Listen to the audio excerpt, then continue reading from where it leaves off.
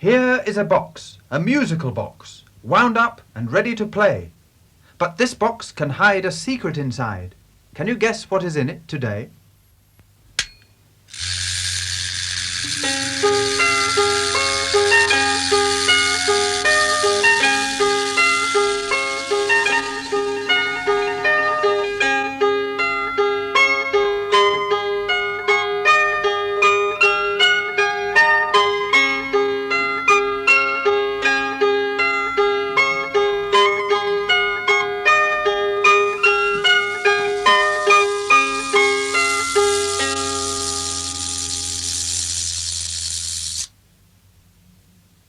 It's Windy Miller. Hello, Windy. Are you busy? Plenty of corn to grind? Plenty of wind in your sails? Ah, yes, they're going nicely, aren't they?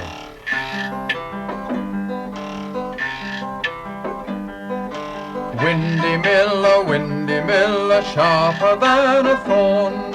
Like a mouse he's spry and nimble when he grinds the corn. Like a bird he'll watch the wind and listen for the sound, which says he has the wind he needs to make the sails go round. Phew, it's warm work being a miller. Have you any more sacks of corn to move? Ah, you're a lucky man, Windy. You like your work. You're never so happy as when you hear the sound that says you have the wind you need to make the sails go round. This is what Windy likes doing most of all, listening to the sails turning. Windy has lived in Collie's Mill all his life and he loves the sound of the wind in the sails. Long ago, when Windy was young, all the farmers brought him their corn to grind, but now they send it to the town, to the monster mechanical millers. Windy doesn't care. There will always be some farmers to bring him some corn, like Farmer Bell here.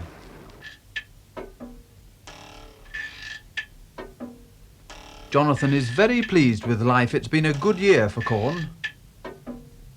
They carry the sacks to the granary where the corn is kept. Jonathan teases Windy. He asks him why he doesn't get rid of his old-fashioned windmill. Windy says that the mill was good enough for his father and good enough for his grandfather and is therefore good enough for him. Besides, the modern machinery doesn't make such a nice noise. Windy will not move with the times. Windy gets some of his home-brewed cider for Jonathan. It's thirsty work carrying sacks. But Jonathan is driving, so he won't have any now. He must go to the station to get his milk churns. But Windy likes cider, so he has a drink.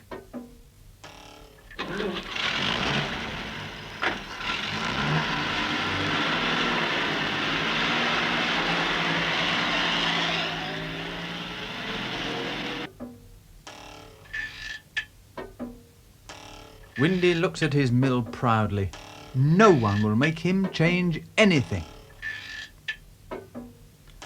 Cider is very good, but it makes people sleepy. Windy's cider is very strong cider. Windy Miller is suddenly very sleepy.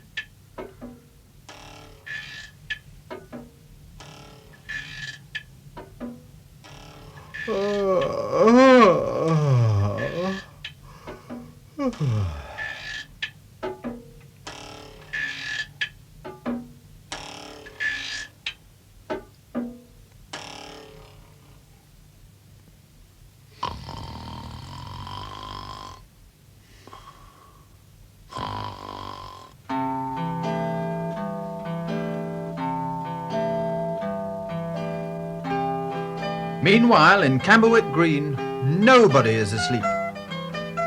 Mrs. Dingle, the postmistress, is cleaning her shop window. Peter Hazel, the postman, is emptying the pillar box. Packet, the puppy dog, is helping. Mary and Paddy Murphy are playing hide and seek. Mr. Carraway, the fishmonger, is selling Mrs. Honeyman fresh mackerel. And here in Murphy's Bakery, there is the greatest activity of all.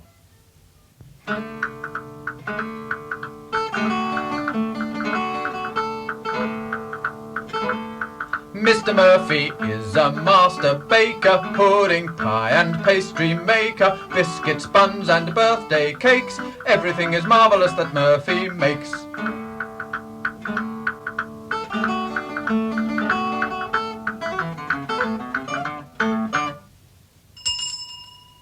This is Captain Snort of Pippin Fort. He's come to give his order for the week. 4 dozen loaves of bread, that's 48, 2 dozen currant buns, that's 24, a dozen apple tarts, that's 12, and one of these for me. Very good, sir. I'll see that your order is delivered today. Now Mr. Murphy can finish his cake making. No, another customer. Mrs. Honeyman from the chemist's shop, and the precious baby. She asks Mr. Murphy to hold the baby while she finds her shopping list. She is giving a big party. She needs 15 tea cakes, 15 macaroons, 15 chocolate eclairs, 15 meringues and a large currant loaf. And talking of currant loaves, did I ever tell you of the time Mrs. Varley tried to make a currant loaf? And Mr. Murphy has to hold the baby while Mrs. Honeyman, who never stops talking, gossips and gossips.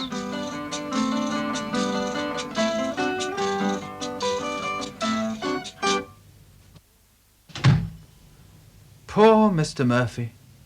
But she's gone now. Well, that's 2 big orders. He'll have to move quickly. Now let me see. Eggs? Yes. Sugar? Yes. Flour? Oh. Empty. I've run out of flour. Here's a pretty kettle of fish. There's only one thing to do. Go to Windy Miller. Rather a long way, but Mr. Murphy takes the children with him to keep him company. Mrs. Murphy is left to look after the shop, and the van is off to Colley's Mill.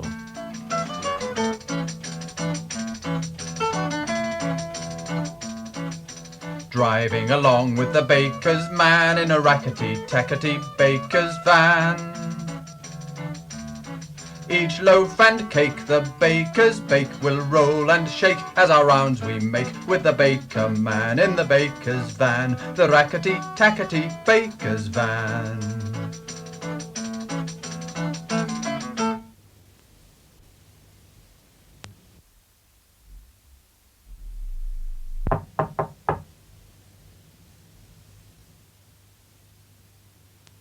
That's odd. Windy's usually about at this time. But Paddy tells his father that Windy has been found. Come along, this way. Naughty Mary. But Windy is still sound asleep. Windy, you're asleep. Wake up, please. I've run out of flour, Windy. I must have some immediately. Don't worry, Mickey, says Windy. I will grind you some straight away. Come with me. Oh, dear. I'm afraid the wind has dropped. Poor Mr. Murphy, he'll never get his baking done now. But Windy doesn't despair. When he was a boy, people had many odd ideas. He is still a great believer in whistling for the wind. Come along, children, he says. If you want the wind, you must whistle for the wind. Like this. Now you try. And again.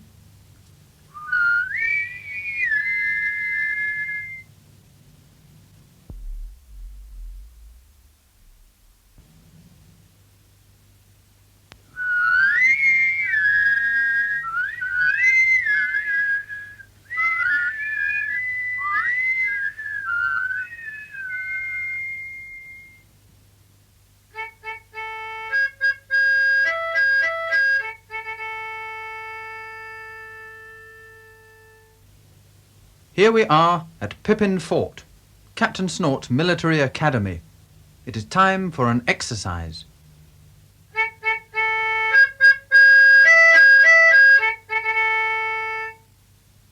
Fall in.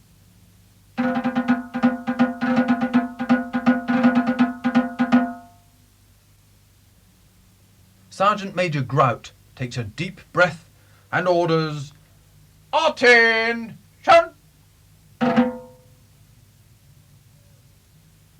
Slope! Hums!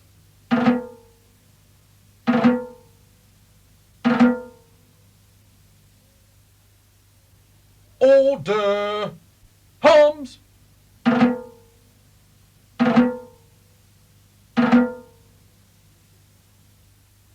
To the truck! Move!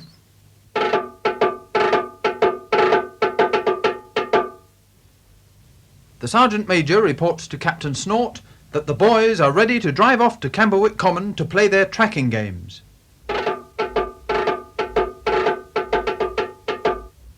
And off they go.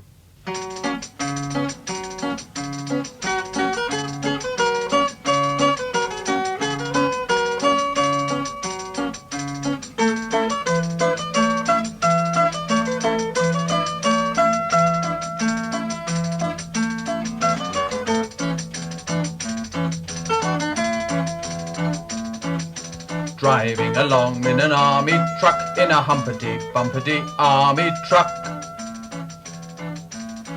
The people wave to the soldiers brave, who sing and shout as they lurch about. Oh, we are in luck, we will never be stuck in a humpity-bumpity army truck.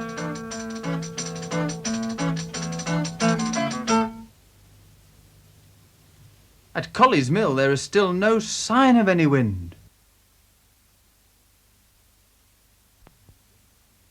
But suddenly Windy sees the army truck approaching. Look! He's going to stop it!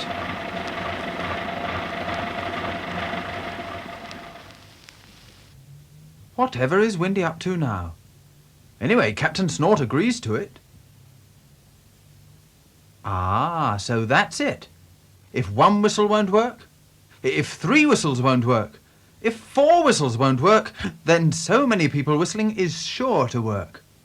Well, so Windy seems to think. We'll see. Sergeant Major Grout gives the order. Company! Whistle!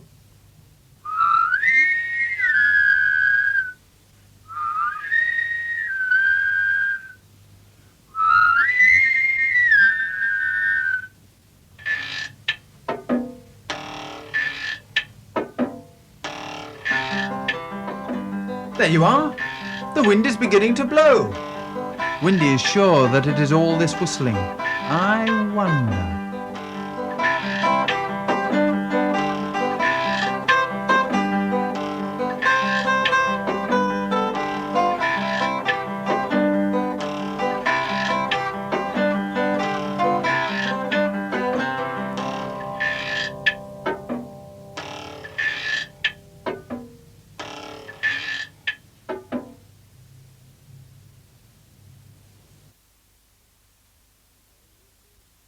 Hello, Windy. Did Mr. Murphy get the flour he wanted? That must have made him very happy.